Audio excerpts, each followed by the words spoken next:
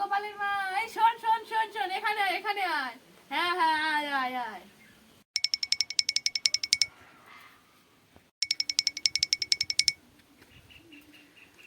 দিদি ডাকছো? কি হয়েছে বলো। কি হয়েছে আর কি বলবো রে তোর, আমার কপাল খারাপ।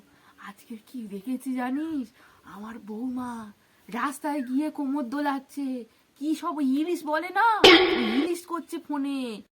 ও দিদি, ওটা ইলিশ নয়, ইলিশ নয়, ওটা হলো রিলিশ।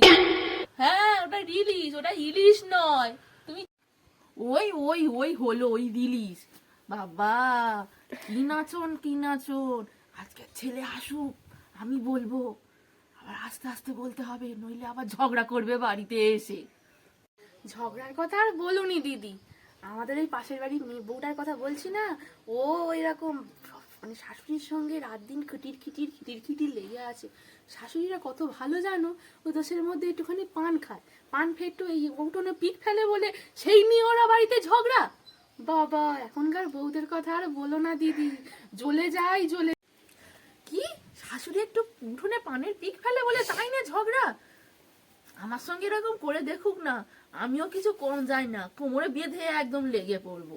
হ্যাঁ, কিছু শুধু বলি না বলে, মুখ বন্ধ করে থাকি বলে।